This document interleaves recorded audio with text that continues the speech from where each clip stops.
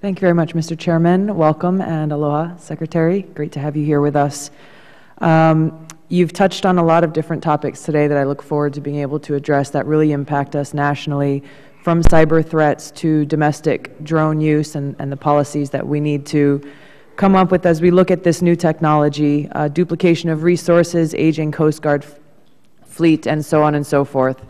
I also want to welcome you to come and visit Hawaii. I know you've been there before, but to come in this capacity, because there's nothing like seeing firsthand the challenges as well as the opportunities that we have that are unique from the rest of the country. From the District 14 Coast Guard, which covers by far the largest sector of any district that the Coast Guard has responsibility over, and the unique implications of what they do on the international front, engagement, diplomacy, the exclusive economic zones that they patrol. It's really quite impactful what they're responsible for and how they have done so well with such little resources. Also, just to touch on the portal that exists in our state, both the air portal and the international portal, really being the gateway between Asia and the United States, as well as the maritime ports.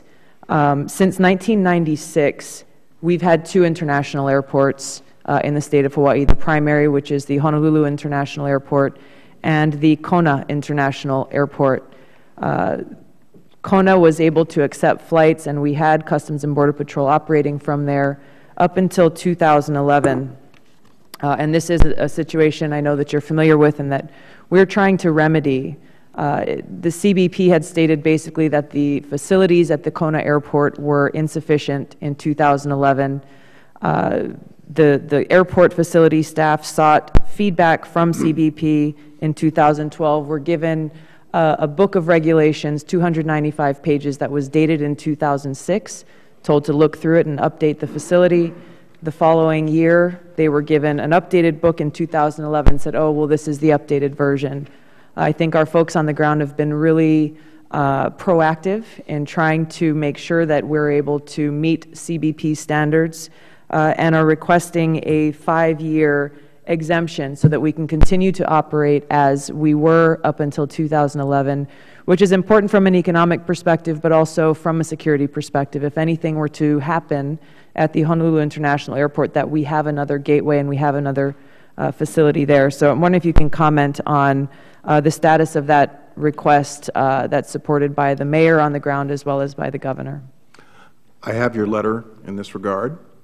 I will probably get myself into trouble by saying that I've been to Kona Airport, and it is probably the most pleasant airport experience I've had in a very long time. It is a very, I recall when you could fly from Kona to the mainland. Yep.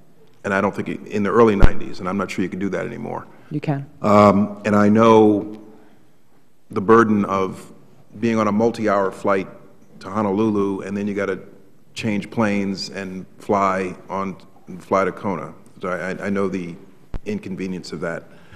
So I'd like to see us work with local airport officials to try to get to a place where you can have an international arrivals capability. You make a good point that if you lose one, you don't have a second. So I'd like to see us try to work together on that. I do believe, however, that we can't do something that's going to potentially compromise aviation security, border patrol security. And so I'm personally familiar with the Kona Airport. Happy to try to work with your constituents, local officials in this regard to get there with the concern for security. Thank you. I appreciate being able to work with you on that and understand that the private sector is also very much invested in helping to bring this about. Applied for a reimbursable agreement, was denied by CBP, and hope to become one of the other cities that will be approved at some point in the future.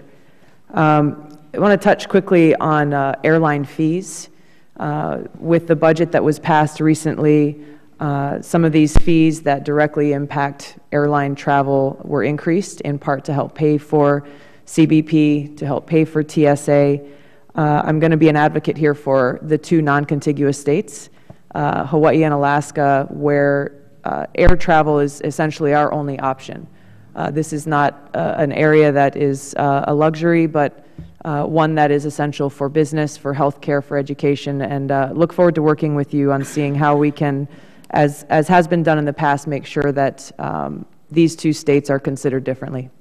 I have your bill in this regard. I've read your bill, and you know, I'm interested in studying it further. Thank you very much. Thank you, Mr. Chairman.